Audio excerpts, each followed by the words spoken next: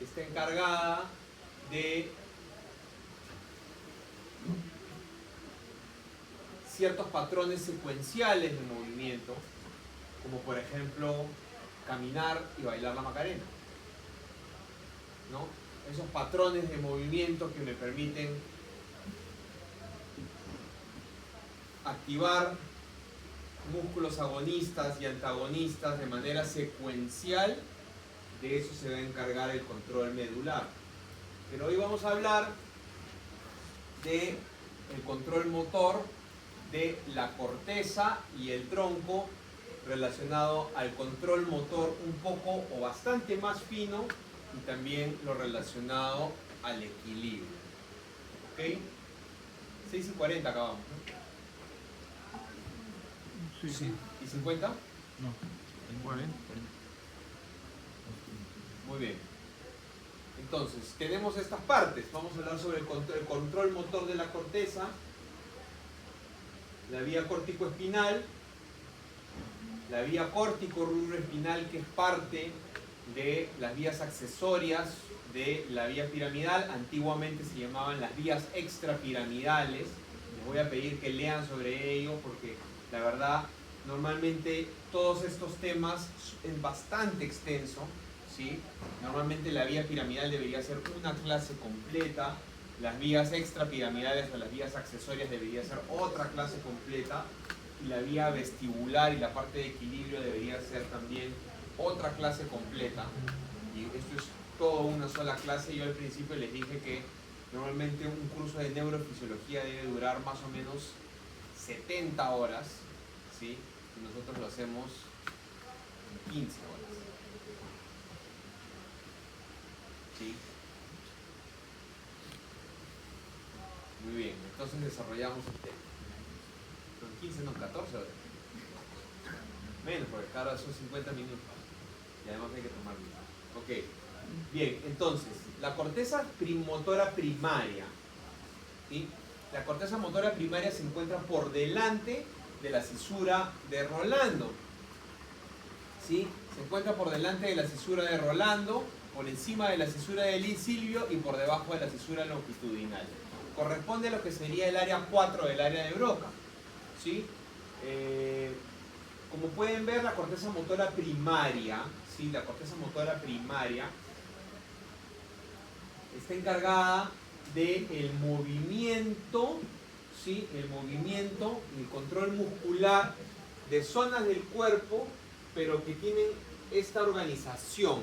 Al igual como pasó con la corteza somatosensorial, mientras más caudal, más medial. Y mientras más cefálico, más lateral. ¿Sí? Piernas, boca. Igualito como pasó con la corteza somatosensitiva, ¿ok? Toda esta es mi área somatosensitiva en el lóbulo parietal, mi cisura de Rolando, y a partir de aquí hacia adelante, mi área motora, ¿no? En mi corteza motora primaria y lo que corresponde a mi área 6 de Brodmann, mi corteza premotora y mi área motora suplementaria. ¿De qué se encargan el área premotora y el área motora suplementaria? El área premotora, por ejemplo, tiene dentro de ellas algunas células llamadas neuronas espejo. Las neuronas espejo se encargan de ayudarme a imitar todo en realidad, a imitar sonidos, gestos, posturas, y eso es parte de un mecanismo evolutivo, ¿sí? Es parte de un mecanismo evolutivo y de autodefensa y de supervivencia.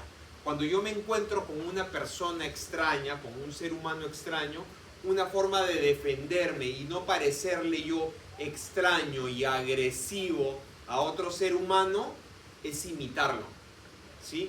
Para yo no parecerle agresivo, y cuando yo me encuentro con un desconocido, ¿sí? Para yo no parecerle agresivo, intento parecerme a él, ¿sí?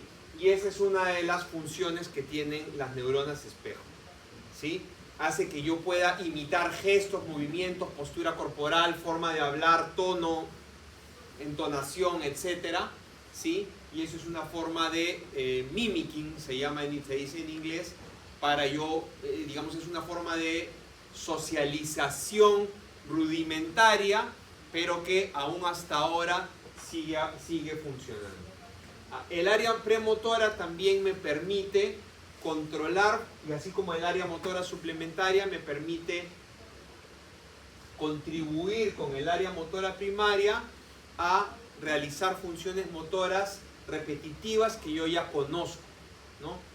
Como por ejemplo, cuando ustedes aprendan a intubar un paciente, a hacer una punción lumbar, todo ese movimiento repetitivo, esa habilidad manual que requiere hacer, digamos, intubar a un paciente, una vez que ustedes aprendan a hacerlo, esa función motora va a estar, entre comillas, almacenada en la corteza premotora, y la corteza premotora va a enviar señales a la corteza motora primaria, la cual me va a permitir, ¿sí?, realizar esta habilidad manual junto con señales que vienen de la corteza motora primaria. También el área motora suplementaria me ayuda a yo poder realizar movimientos por medio de la imitación, ¿sí?, de la imitación o copia de movimientos que yo he observado previamente, ¿no? Y por supuesto que voy a recibir retroalimentación de la corteza visual, de la corteza auditiva.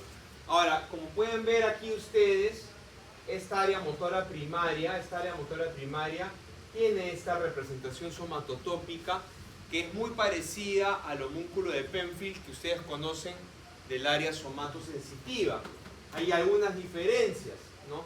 En el caso del homúnculo de Penfield motor, el área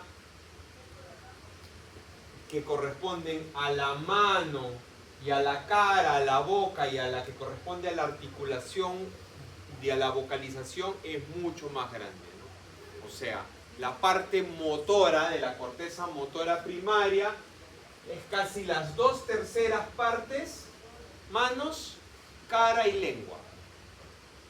De eso se encarga sobre todo la corteza motora primaria. Manos, cara y lengua, con algunas excepciones. ¿A ustedes en el examen les tocó la pregunta del pianista? ¿Sí? Ok. ¿Se acuerdan cuál era la respuesta, no es cierto? ¿Se acuerdan cuál era la respuesta? Que en el caso de amputación o de skill training, ¿no?, del pianista que se entrenó desde niñito, la corteza somatosensitiva primaria tenía una representación un poco más grande, ¿no es cierto? Bueno, lo mismo puede suceder con la corteza motora. Eso no está en el Guyton, puede venir en el examen, ¿sí? Puede venir en el examen, por ejemplo, Lionel Messi, ¿no? El pie izquierdo de Lionel Messi, puede que la representación motora en la corteza motora primaria de Lionel Messi sea un poco más grande porque él ha entrenado desde muy pequeño, ¿no es cierto? ¿Sí? ¿Se entiende? Muy bien. Y el control motor tiene esta representación muscular en la corteza, ¿sí? Esto se ha observado por estimulación eléctrica directamente en la corteza, y la estimulación eléctrica intracraneal, es decir, poniendo electrodos directamente en la corteza, pero también se puede hacer poniendo un estimulador magnético transcraneal. Se observa que se estimulan grupos musculares, ¿sí?, que se estimulan grupos musculares cuando se estimulan distintas áreas de la corteza, ¿sí?, distintas áreas de la corteza. Por ahora, por ejemplo, hasta que entremos a la parte del lenguaje, por ahora quedémonos con la información y con la idea de que el área de Broca es la encargada de la fonoarticulación, ¿no es cierto? Ya cuando veamos lenguaje ya nos enteraremos de que hay vías dorsales y vías ventrales que se encargan de la fonoarticulación del lenguaje, que son subcorticales, pero por ahora quedémonos con el modelo clásico antiguo de los años 50 del siglo pasado, en donde se pensaba que el área de Broca, que es esta zona de la corteza un poquito por delante de la corteza premotora, la que se encarga de la fonoarticulación, y algunas otras áreas de la corteza motora suplementaria encargadas de las habilidades manuales, de la rotación de la cabeza, de los movimientos contralaterales de los ojos, que envían señales a la corteza motora primaria de forma colaborativa y de retroalimentación, así como de otras áreas de la corteza, como la corteza auditiva primaria y secundaria, de la corteza somatosensorial y de la corteza visual, que me permiten realizar movimientos, digamos, acciones motoras finas de gran nivel con el input, con la retroalimentación de otras áreas de la corteza. Por ejemplo, ¿no? Por ejemplo, un músico que va a ejecutar una pieza musical está observando su instrumento, está escuchando al resto de los músicos, y con toda esa información que viene de la corteza auditiva, de la corteza visual y de la corteza somatosensorial, porque está tocando su instrumento, ¿sí? Está ejecutando con su corteza motora primaria una pieza musical de alto nivel. Claro que a veces puede él no necesitar información de la corteza visual, porque como es un músico de alto nivel, algunos músicos de alto nivel inclusive cierran los ojos, ¿no es cierto? Y se enfocan porque prefieren no tener información visual y prefieren concentrarse más en la información auditiva, ¿no? Prefieren tener más retroalimentación auditiva porque de repente así pueden sentir ellos que ejecutan mejor. Fluyen. Exactamente. Ahora, todas estas señales motoras, ¿sí? Todas estas señales motoras de la corteza, que van a enviar señales a los músculos, sobre todo de cara y manos, como hemos visto en el homúnculo, contra lo que se pueda pensar, no provienen solo de la corteza motora primaria, ¿sí? Las neuronas piramidales de Betz, que están en la quinta capa de la corteza, que son neuronas piramidales grandotas, que miden como 70 micrómetros, ¿sí?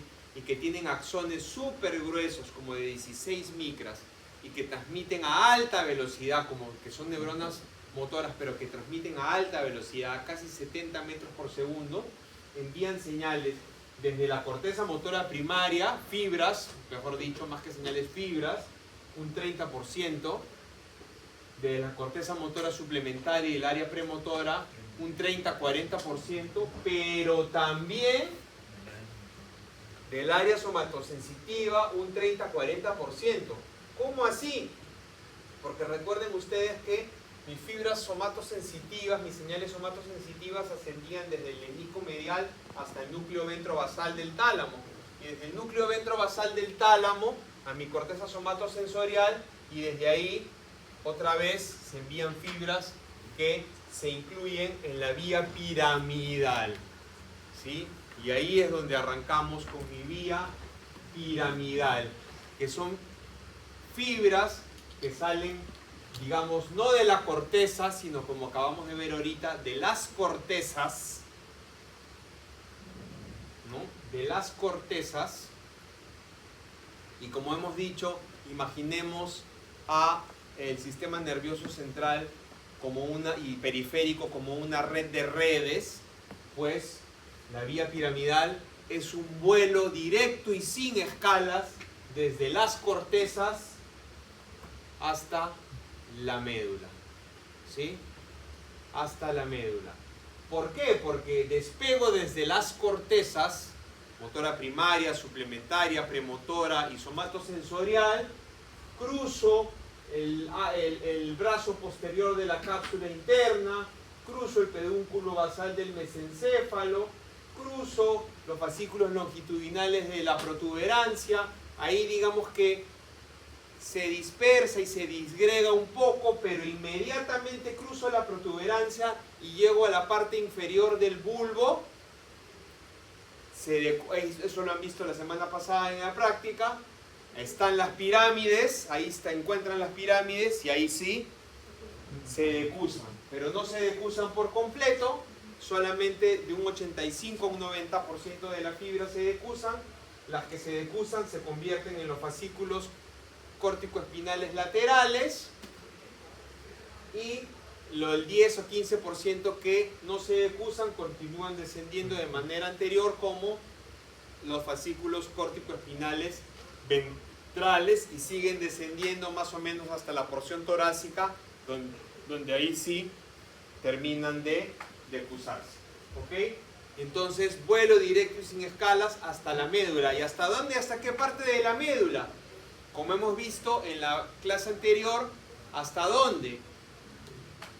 Teníamos nuestro dibujito de la médula y habíamos visto que, por ejemplo, para mi reflejo miotático, ¿no? Mi neurona sensitiva hacía sinapsis con una neurona anterior, neurona motora anterior, ¿no es cierto? En el asta anterior, y en el dibujito de la clase anterior decíamos, sí, pero también vienen tractos, ¿no? Vienen fibras de la vía córtico-espinal que hacen sinapsis con las interneuronas en la zona intermedia y con las motoneuronas en el asta anterior.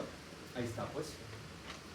Ese vuelo directo y sin escalas llegan o a las interneuronas de la zona intermedia, que es el aeropuerto alterno, o a mis neuronas motoras del asta anterior, que es el aeropuerto principal, pero directo a la médula. ¿Ok?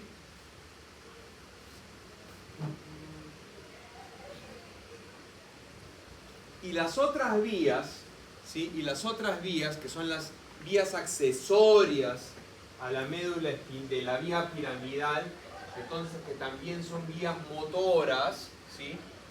De las más importantes es la vía córtico-rubroespinal. ¿Por qué se llama córtico-rubroespinal?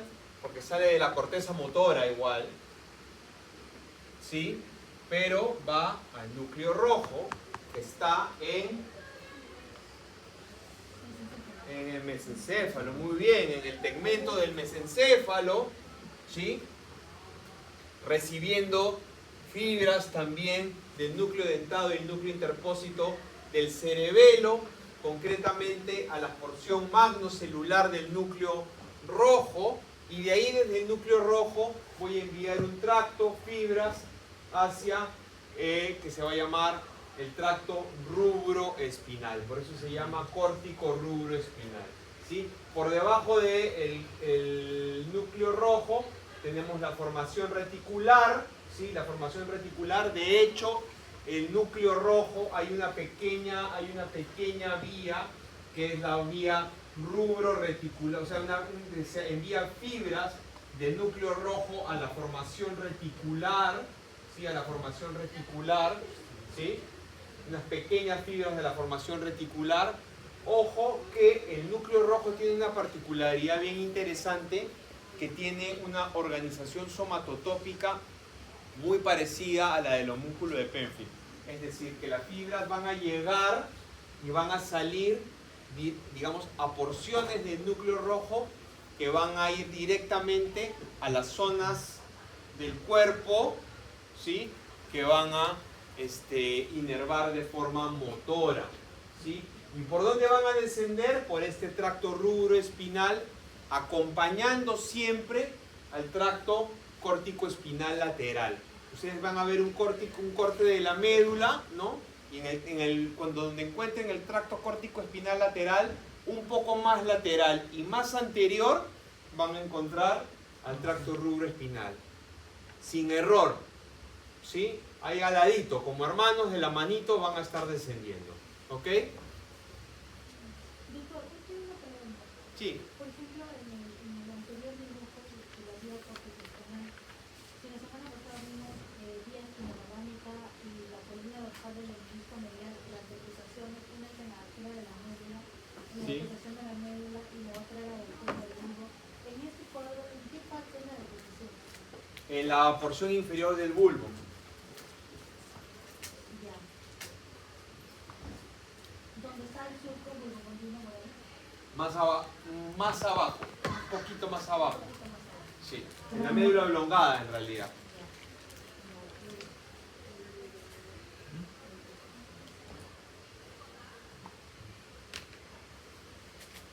Bien.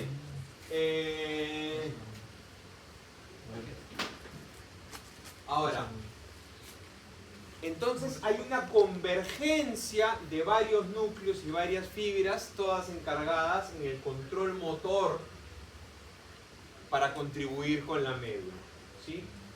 Esto ya ustedes lo conocen, las neuronas sensoriales entran, por ejemplo, acá está mi neurona sensorial que entra directamente a hacer sinapsis con mi neurona motora anterior. Esta es la encargada de reflejo miotático, por ejemplo. Pero esta neurona motora anterior,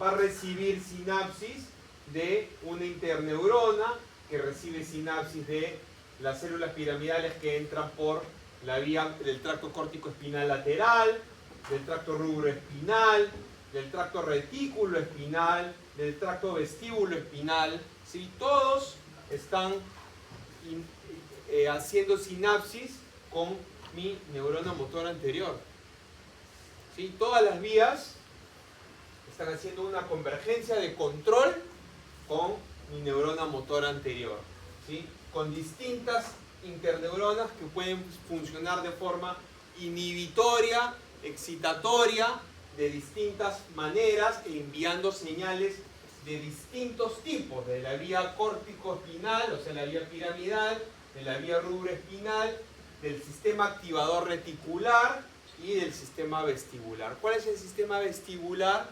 El del equilibrio y el control de los músculos antigravitatorios, que es el que vamos a ver ahora, ¿sí? Los núcleos vestibular y retículo espinal son aquellos encargados del equilibrio y el control de los músculos antigravitatorios.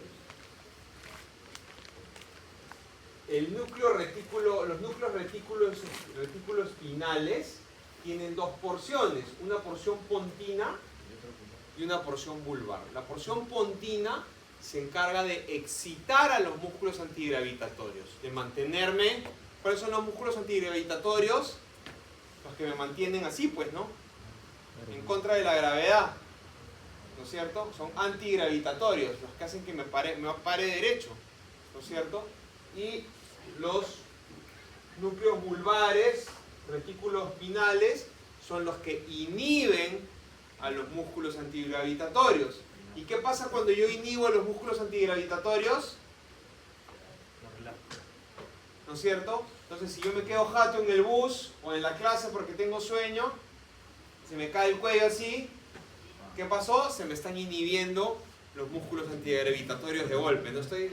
Esa cabeceada es que se te inhiben los músculos antigravitatorios, ¿no es cierto? Por el control vulvar, de la porción vulvar de los músculos antigravitatorios, que son los que ustedes pueden ver aquí, ¿no? Acá está el tracto pontino, ¿sí? El tracto pontino y el tracto medular, ¿sí? Estos son más laterales, estos son más mediales en este corte. En este corte ustedes los pueden ver así. Digamos, acá están, si ustedes los ven aquí, son ven mediales. Acá arriba los ven laterales, en realidad, ¿no es cierto? Y los núcleos vestibulares que ven acá, estos los pueden ver aquí en este corte, pero todos enviando fibras al asta anterior, ¿no? Donde están mis neuronas motoras, ejerciendo esa convergencia hacia mis neuronas motoras anteriores para controlar también los músculos antigravitatorios de las neuronas motoras que están en esa zona.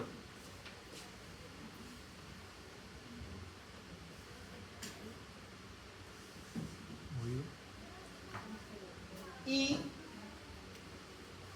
cuando hablo de equilibrio, ¿sí? Cuando hablo de equilibrio, tengo que hablar de el nervio vestibular, ¿sí?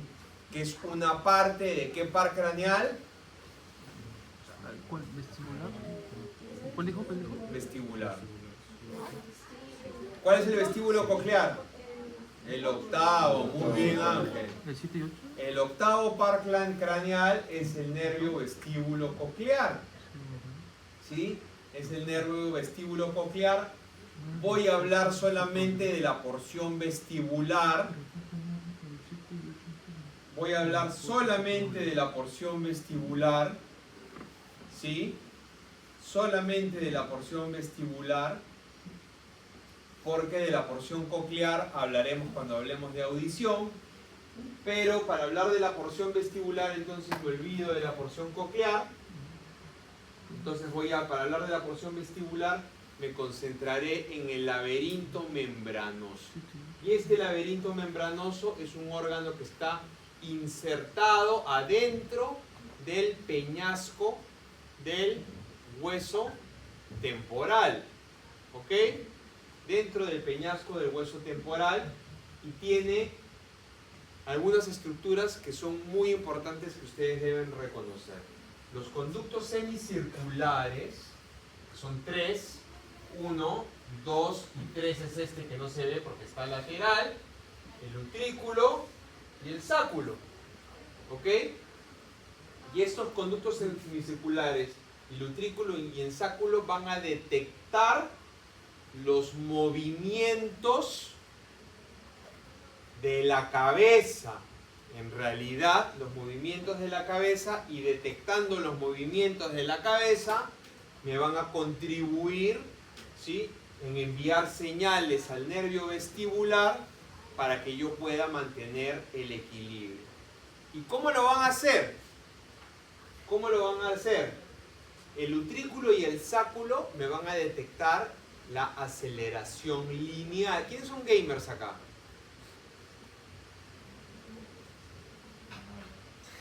¿Nadie? ¿No hay un gamer? Antes.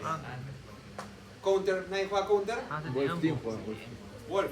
Wolf Team. Que se transforma. Ya. El utrículo y el sáculo me detectan la aceleración lineal. Y los conductos semicirculares, la aceleración angular. ¿Qué cosa es la aceleración lineal?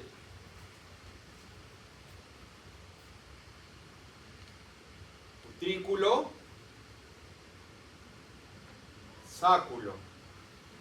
Aceleración lineal. Utrículo, sáculo.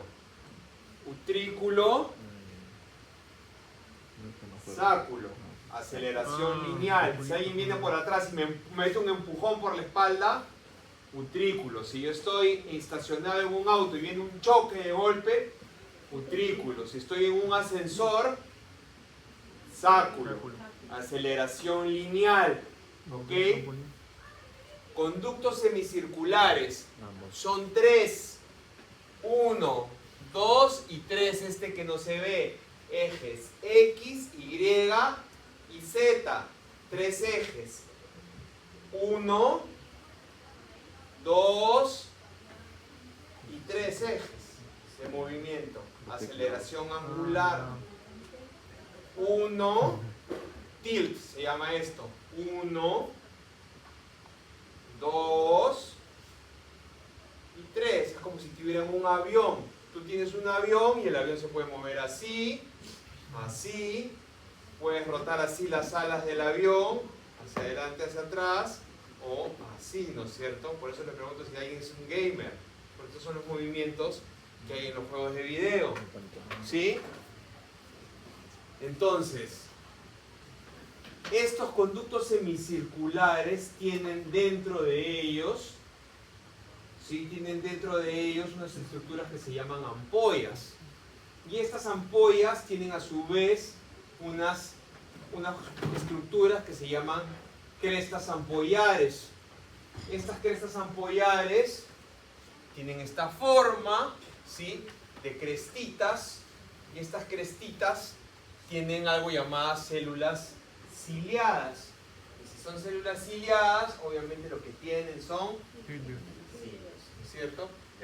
Esto seguramente lo van a ver con más detenimiento en esto, pero en su base las células ciliadas tienen estas fibras nerviosas, ¿sí?, que van a terminar formando el nervio vestibular, ¿sí?, y que van a inervar estas células ciliadas en la parte apical, ¿sí? En la parte apical están los cilios, ¿sí?, y sobre los cilios una capa de sustancia gelatinosa, y por encima algo llamado estatoconia.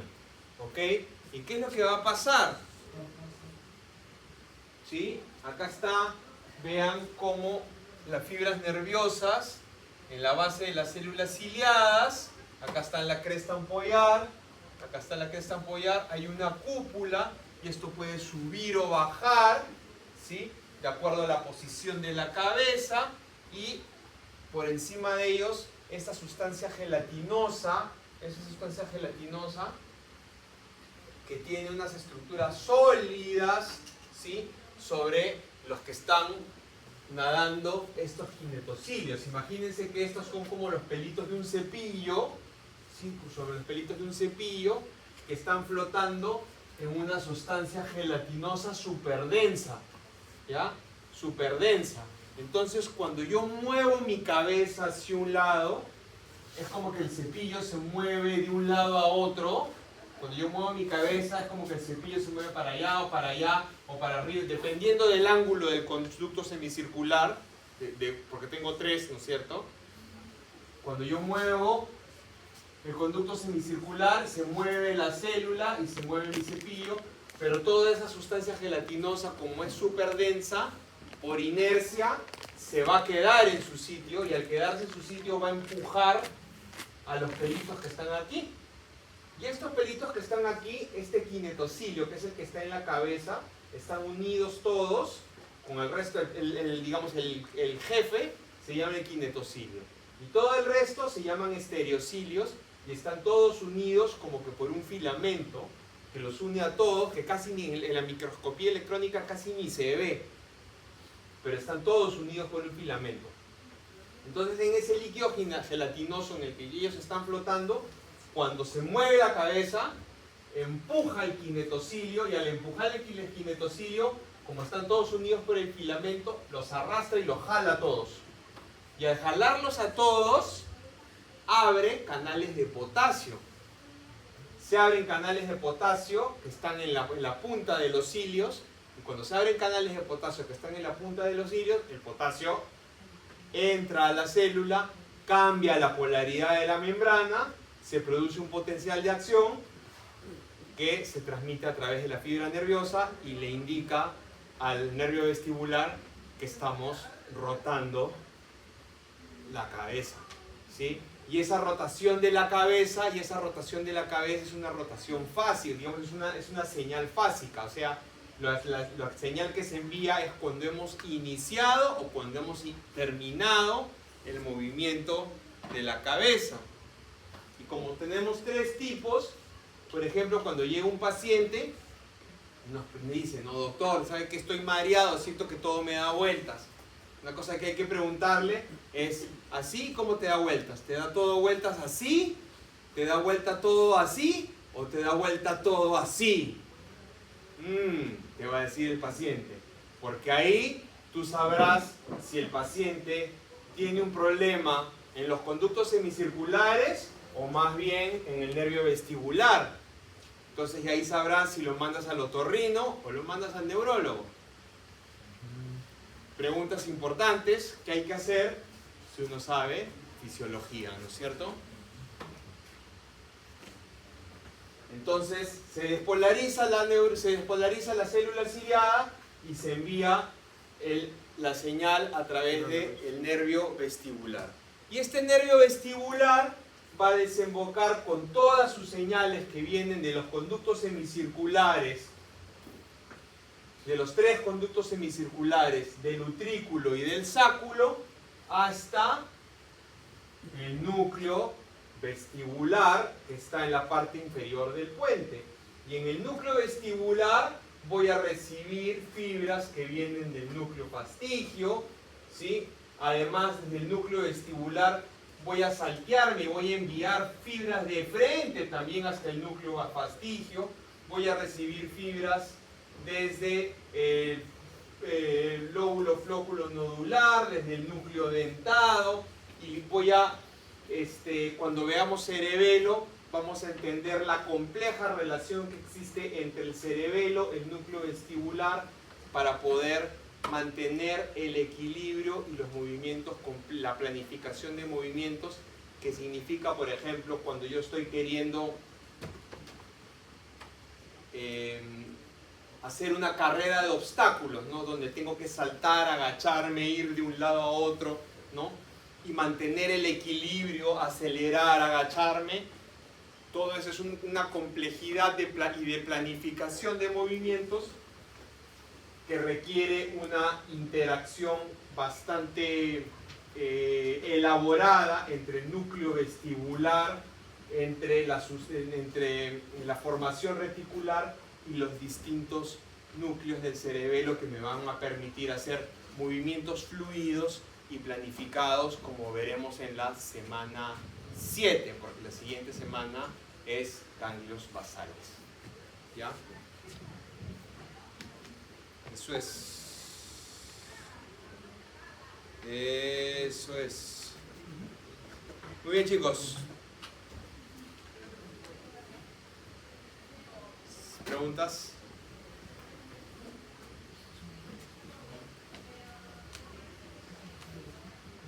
¿Hay preguntas? ¿O significa que han entendido todo o no han entendido nada? No sé si sea bueno o malo que no haya preguntas. Eso va a venir en el examen ahora. Ya no va a venir pianista. Eso más. Antes C, D, U. Messi es lógico, ¿no?